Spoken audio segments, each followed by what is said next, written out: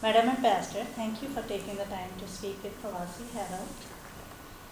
This is your first visit to Alabama. You have visited Huntsville, Montgomery, and Birmingham. What has been your experience so far, and what are your takeaways? I think I've been very impressed by the progress the state has made. Its economy is undergoing a remarkable transition and has diversified from being a purely agricultural economy to one which has industry, agriculture, and high tech. And of course, there's a very well qualified Indian American community in Alabama, which is taking the initiative to strengthen relations between India and America. Wonderful. And you met with the governor? I met with the governor today, Bob Riley, and we had a very good discussion in which he also told me about his forthcoming trip that he wants to take to India in May, and he hopes that this will be productive. And I said that this is certainly a good time to look at increasing connections and developing more business linkages between India and Alabama, and expressed our desire to work with him to make his visit a success. Last decade has been transformative and distinctive in India-US relations. How would you characterize this phase, and how do you envision the next phase of relationship to be different from the last? Well, I won't look at it as being different. I look upon each phase as building on the previous phase. I think the important thing about the relationship is that it has bipartisan support in the United States and broad-based political support in India. It also has the support of people in both countries. So it's a relationship which rests on a very sound foundation.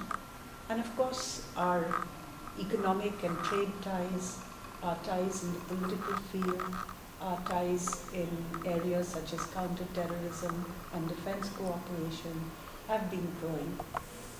We are now looking to really broad-base the relationship by strengthening cooperation in all these areas and also expanding cooperation in some of the social sectors such as education, health, women's empowerment, and green technologies. Wonderful.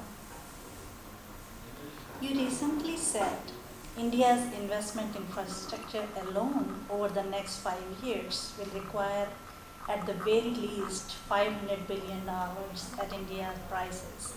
And this is an enormous business opportunity for US companies.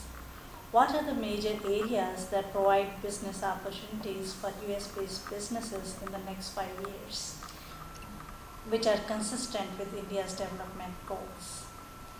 And there have been mumblings in the past about India's investment climate. Has the Indian government started laying out detailed plans about this infrastructure to the US business community? And what steps would it be taking in removing the barriers faced by US companies in the past? I don't think there are barriers. Indeed, India's investment framework for investment in infrastructure is probably amongst the most liberal in the world.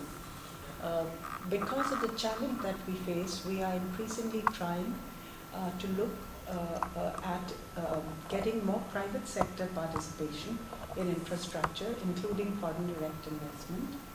100% investment, including FDI, is permitted in most infrastructure sectors, including power, ports, and so on. In some sectors, there are limits, such as telecom, but they are much higher than limits, say, for instance, in the US market. If an Indian company were to invest in the US market, the limits that they would be allowed would be much lower than what, say, for instance, India allows. I think the opportunities will be there across the entire range of infrastructure. Also in the high-tech areas such as biotechnology, information technology, low-cost, high-tech manufacturing, space, agriculture and food processing, more specifically, and education. I think all these will be high growth areas for India-US cooperation and for US businesses to look at the Indian market. Wonderful. On November 24th, the Indian Prime Minister will be the first guest of President Obama. Should we read this as President Obama's personal commitment to the India-US relationship? Yes, I think so. I think the fact that the Prime Minister has been chosen to be the first state guest under the new administration in the US of President Obama is an honor, not just to the Indian Prime Minister, but also speaks of a vision of the relationship. Beyond the symbolic importance of this gesture, we also look forward to substantively building the relationship across a very, very broad spectrum.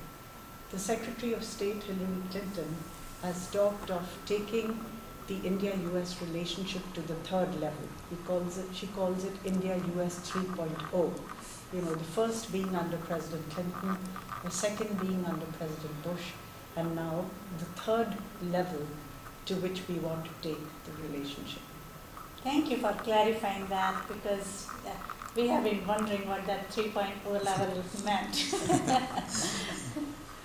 Thank you. It's been a great pleasure to be here in Alabama, and I thank you for your interest.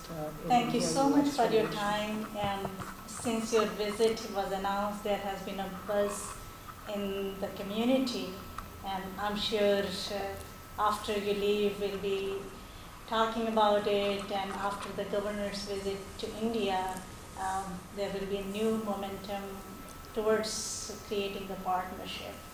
Thank you so much. I look forward to that. Thank you. Thank you.